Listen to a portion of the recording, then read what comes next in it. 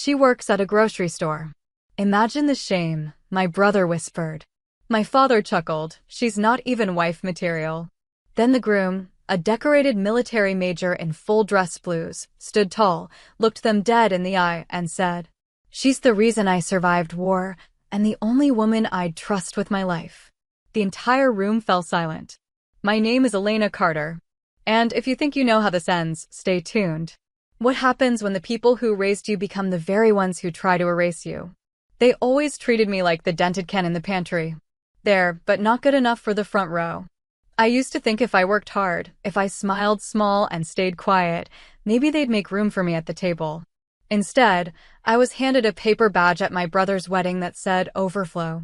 No plate, no chair, no voice. But let's rewind. I wasn't some mess up they were trying to hide. I was the kid who took double shifts to keep the lights on after mom died. The one who patched dad's roof while my brothers partied in college. And when I couldn't afford tuition anymore, I got a job at Morgan's Grocery. Stocking shelves. Cleaning spills. Saving every dollar like it was a lifeline. That's where I met him. Nathaniel Brooks. He came in just after midnight. Limping. Drenched in rain. Barely standing. Didn't say much. Just collapsed near aisle 7. Turns out, he'd just returned from overseas. No one to meet him. No home to go to. I gave him tea, a blanket, a quiet place to breathe. He came back the next night. Then the next. And slowly, he started to live again. Now fast forward to today. My brother's wedding. I wasn't a bridesmaid. I wasn't even listed in the program. But I walked in with Nathaniel, in uniform, his medals glinting under the chandeliers, and every head turned. They didn't see me. They saw him. And when my father and brother made their little jokes, Nathaniel didn't flinch. He looked right at them and gave them a truth they couldn't swallow. She's the reason I survived war. But the real battle?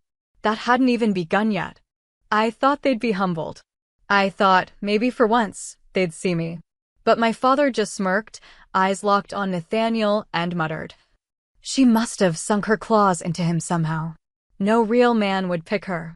Nathaniel heard every word. And I watched his jaw tighten, not out of rage, but resolve. They didn't know who he was. Not really. To them, he was just a man in a fancy uniform, swept up in a moment. They didn't know that behind his calm stare was a war hero with a multi-million-dollar legacy and a memory sharp enough to recall every slight ever thrown my way. Still, I didn't walk out. Not yet. Because some people only understand loss when it's served cold and in public. During the reception, I sat alone. They placed me near the kitchen doors, table 26, right next to the stack of dirty plates. They gave me no name card, no menu, no champagne. I guess daughters who stock shelves don't deserve filet mignon. But Nathaniel? He dragged a chair across the marble floor, loud and deliberate, and placed it right beside mine. Every camera turned. He didn't say a word. He just opened his phone, scrolled to a photo, and held it out to me. It was a screenshot of a wire transfer. $685,000. To my name. What's this? I whispered. My gift to you, he said, voice low. To buy back everything they took from you. I stared at the screen. My heart skipped. Then he leaned in and added, that includes the house. I blinked. My childhood house?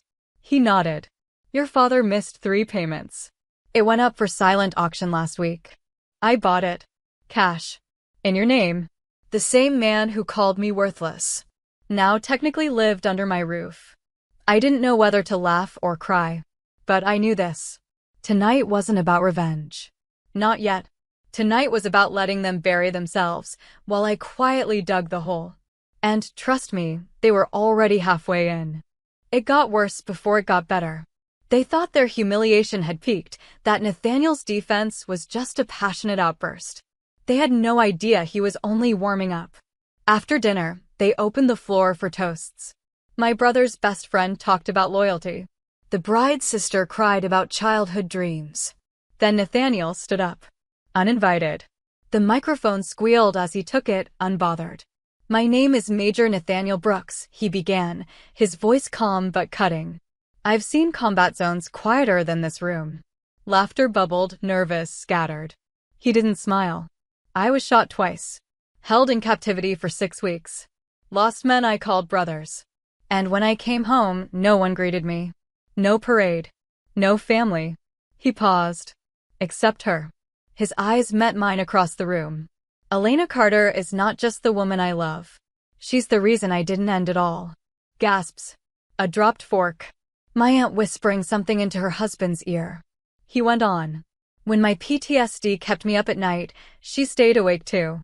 When I had nothing, she shared everything. And when I proposed, it wasn't because I needed a wife. He looked directly at my father now. It was because I'd be a fool to walk through this life without her. Silence. Then applause. Reluctant at first. But it spread. Even the band clapped. My father didn't. He got up and walked out. My brother followed. I stayed seated. That applause wasn't for me. It was for the version of me they never bothered to meet, until a man they respected forced them to. After the speech, the bride cornered me in the hallway. You just had to make today about you, huh? She hissed, eyes glossy with fake tears. I blinked. Your husband humiliated me and my fiancé defended me. That's not stealing attention. That's surviving. She scoffed. God, you're so used to being pitted. I smiled. Actually, I'm about to own the house you'll be honeymooning out of. Her face dropped. Oh, didn't they tell you? I added sweetly. That house on Willow Street? It's mine now. That was the moment she realized the door she'd just slammed behind me was no longer hers to open. By the next morning, the news had spread like wildfire. My father's phone was blowing up. His buddies from the lodge. The cousins who only show up for funerals and free food. Even my mother's old church friend texted him. Why is your house listed under Elena Carter now? He stormed into the kitchen, still half drunk from the wedding after-party, and demanded answers from my brother. I thought you said it was handled, he barked. My brother, face pale, stuttered. It wasn't even on the public auction list. How the hell did she find out? She didn't, a voice said from the doorway. It was me. I walked in calmly, holding a folded piece of paper, the updated deed. I bought it. And it was surprisingly cheap, considering all the memories. My father lunged toward me. You think this makes you powerful? You think money makes you one of us? I didn't flinch. No, I said softly. I think money makes you finally look me in the eye. He opened his mouth, but Nathaniel stepped between us. Touch her, he said coldly, and I'll file charges so fast your dentures will crack. My father froze. Nathaniel was calm, but I saw the tension in his knuckles. Later that day, movers showed up. I didn't say a word as they carried out the leather armchairs, the antique lamp my mom loved, the ugly chandelier that never worked. My brother screamed, "This is still our home." I smiled. You mean the one in my name? I gave them 48 hours to vacate. Nathaniel offered to be generous. He suggested we donate the furniture to a shelter. I agreed. But my father?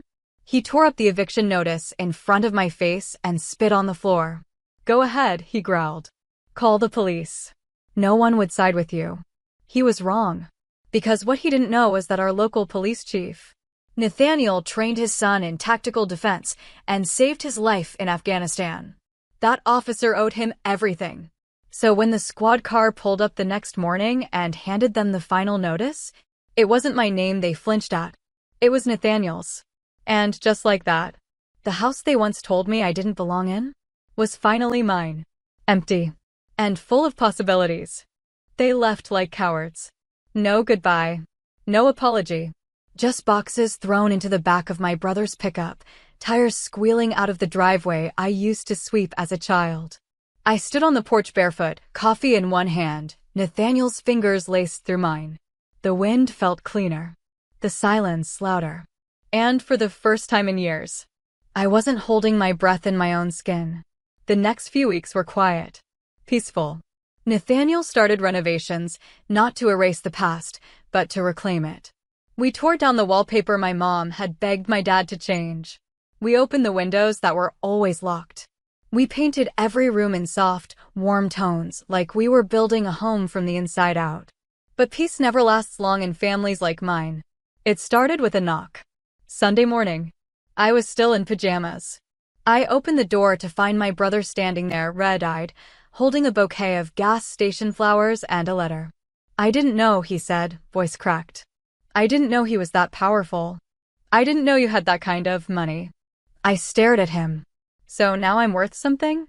He looked down, ashamed. "I'm just saying, maybe we started off wrong." I folded my arms. "We didn't start off wrong. You started off spoiled."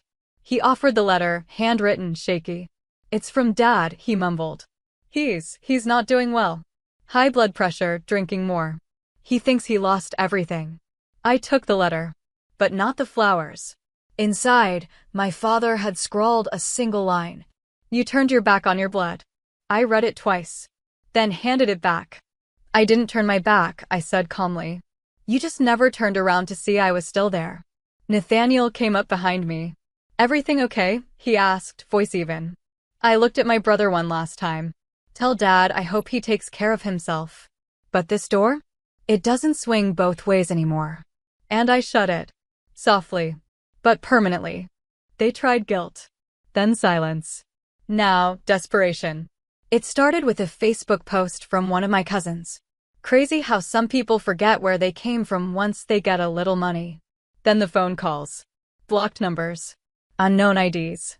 I didn't answer, but Nathaniel did once. He didn't yell. He didn't threaten. He just said, "If you contact her again without respect, I'll consider it harassment." Click. They finally stopped. Until the fundraiser. Turns out, my father's business, the one he inherited from his father, was sinking. Mismanaged. Loans unpaid. Clients fleeing. So they planned a community family barbecue fundraiser and invited me. I laughed when the flyer showed up in my mailbox. Black and white printout. Misspelled my name. "All proceeds go to saving the Carter legacy." Nathaniel looked over my shoulder and smirked. "They mean your legacy." We didn't RSVP. We didn't reply. But we showed up. Dressed clean. Confident. Me in a fitted white blazer. Nathaniel in his crisp civilian suit. All eyes turned when we stepped onto the field. My father was at the grill, flipping burgers with fake cheer. He froze when he saw us. So did my brother, working the donation table. "Look who remembered where she came from," someone muttered behind me. I didn't flinch. I walked straight up to the donation jar, a flimsy plastic box, and slid in a folded check. The room buzzed. Then I turned to face them. "Just so there's no confusion," I said calmly, "that check isn't a gift. It's a buyout." My father's mouth opened. My brother turned pale.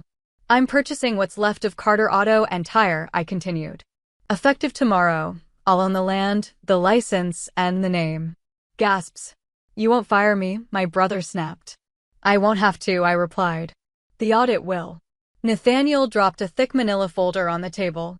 "Payroll inconsistencies. Fake invoices. Missed taxes.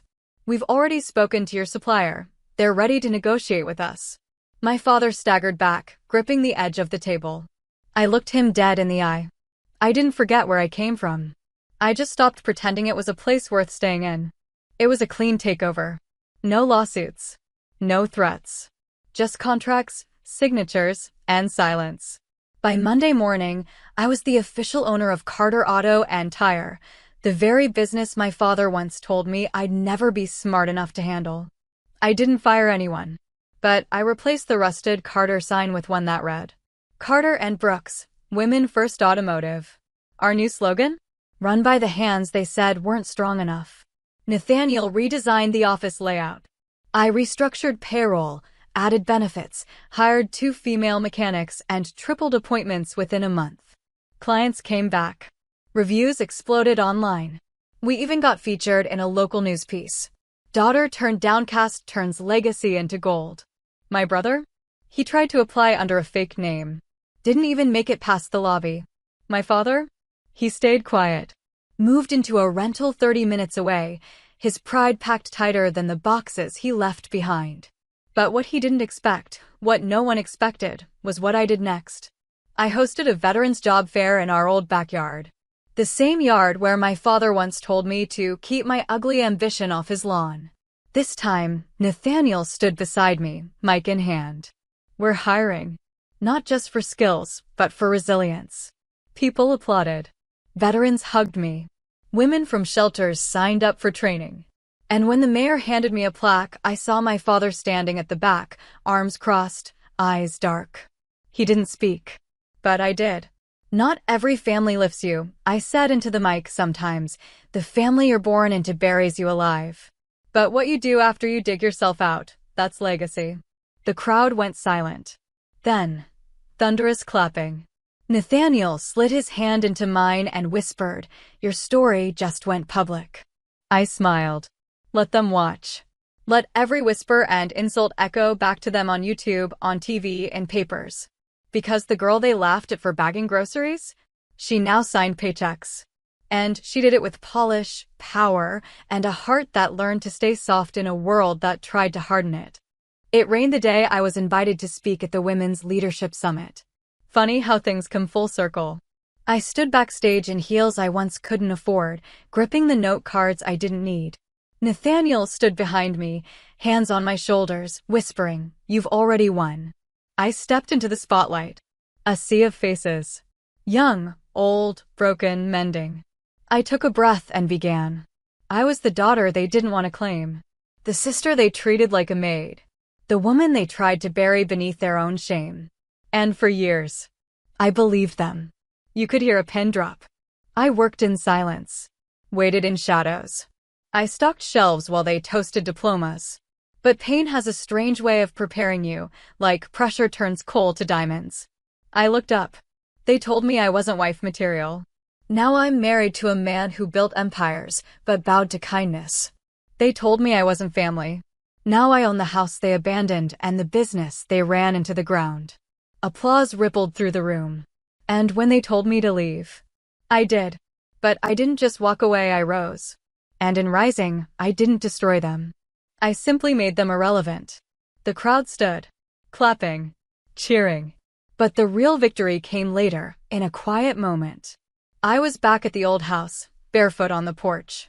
The same porch where my father once slammed the door in my face. Nathaniel sat beside me, warm coffee in hand. "I saw your dad at the gas station today," he said. I raised a brow. He looked, old, Nathaniel added. Empty. Like a man who finally realized he bet against the wrong daughter. I didn't reply. I didn't need to. Because revenge isn't rage. It's not chaos. It's standing tall in the ruins they built for you and calling it home. I didn't shout. I didn't burn bridges. I outgrew them.